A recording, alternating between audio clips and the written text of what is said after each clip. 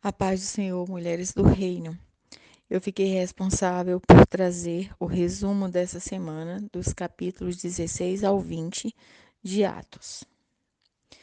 O capítulo 16 de Atos começa com algo que me chamou muita atenção, porque ultimamente nós temos falado muito no grupo sobre a importância do nome, né? Não do nosso nome, mas o nome de Jesus sendo exaltado na nossa vida, né? Da importância de sermos conhecidas como crentes. E no primeiro versículo desse capítulo, nós lemos: E chegou a Derbe e Listra, e eis que estava ali um certo discípulo por nome Timóteo, filho de uma judia que era crente, mas de pai grego. Aqui não é citado o nome da mãe de Timóteo, né? Mas é citado a sua origem, que ela era judia, e citada a sua fé.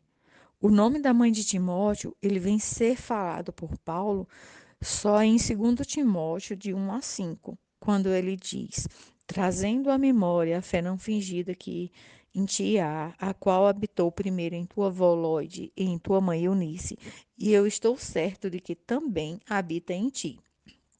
Nós vemos aqui 3 gerações de crentes, já sendo conhecidas pela fé que professavam.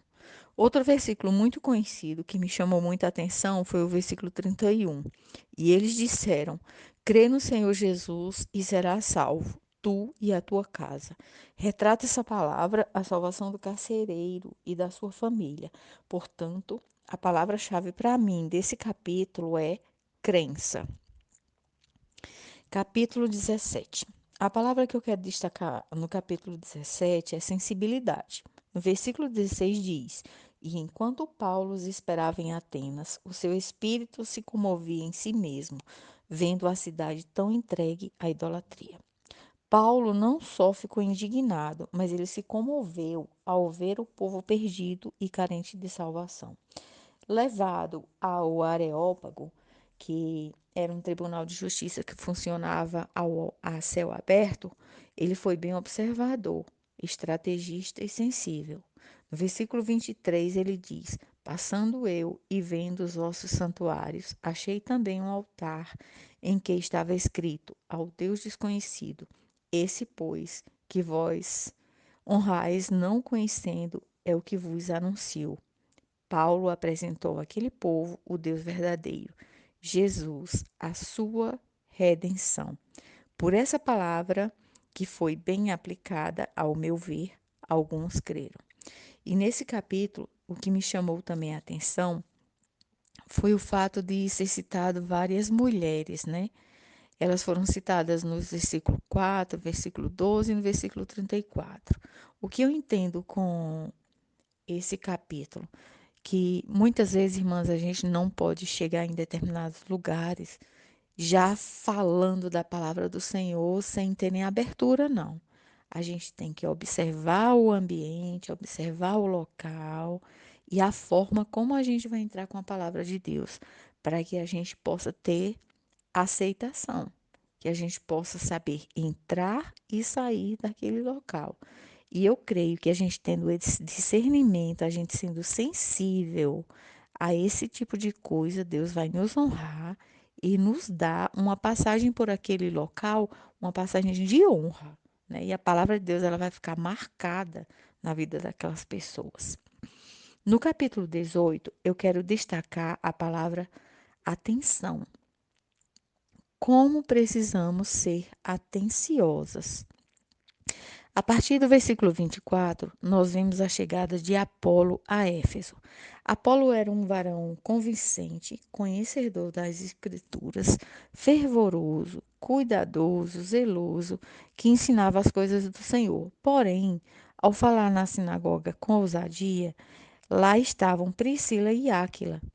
Eles estavam atentos à pregação de Apolo e eles viram que Apolo ele conhecia o batismo só de João. Aí o que eles fizeram? Eles levaram Apolo consigo e ensinaram mais profundamente o caminho de Deus. Priscila e Áquila, eles andavam com Paulo. Imagino também o quanto eles eram conhecedores, né, da palavra, como eles adquiriram conhecimento e experiências com Paulo.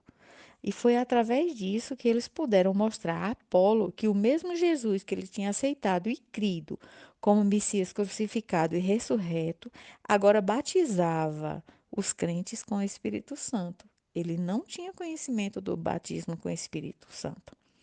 Que nós possamos estar atentos ao que ouvimos e prontos a ajudar alguém através da palavra de Deus que um dia nos salvou. A palavra que eu escolhi no capítulo 19 é persistência.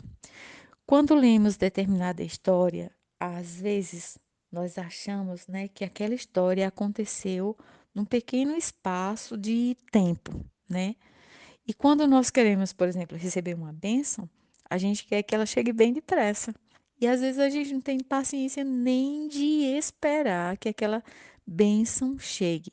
Quantas pessoas já perderam bênçãos porque não souberam esperar, né? Então, o que eu vejo do versículo 1 ao 9? Eu vejo que Paulo, em viagem, ele pregava a Cristo e o batismo com o Espírito Santo, impondo as mãos nas pessoas e vendo já o resultado de seu trabalho.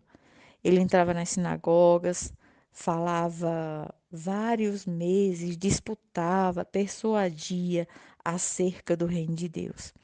E nesse local, por causa do endurecimento do coração de algumas pessoas, Paulo chega a passar em torno de 2 anos pregando a palavra, de forma que daquele lugar todos os habitantes da Ásia da época eles ouviram a palavra do Senhor.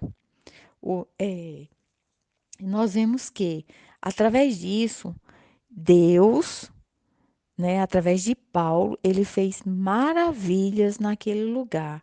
O que é que eu aprendo? Eu aprendo que nós devemos persistir e esperar o tempo de Deus. E através de nós, na presença do Senhor, ele fará grandes coisas. Às vezes pode até demorar um pouco, mas acontecerá.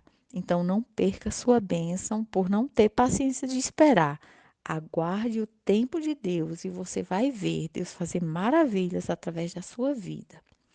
Para finalizar, no capítulo 20 e 24, eu escolho a palavra chamado. Assim diz Paulo: mas em nada tenho a minha vida por preciosa, contanto que cumpra com alegria a minha carreira e o ministério que recebi do Senhor Jesus, para dar testemunho do evangelho da graça de Deus. Nos capítulos 16 ao 20 de Atos, nós encontramos a segunda e a terceira viagem missionária de Paulo. Essas viagens foram marcadas por tumultos, perseguições, prisões, mas principalmente por pregações, conversões, libertações, curas, batismos e milagres. Foram marcadas pelo reino de Deus se estabelecendo. Que nós possamos cumprir a chamada de Deus na nossa vida, que possamos cumprir a carreira que nos foi proposta. Eu quero agradecer essa rica oportunidade. Fiquem na paz do Senhor Jesus, graça e paz. Amém.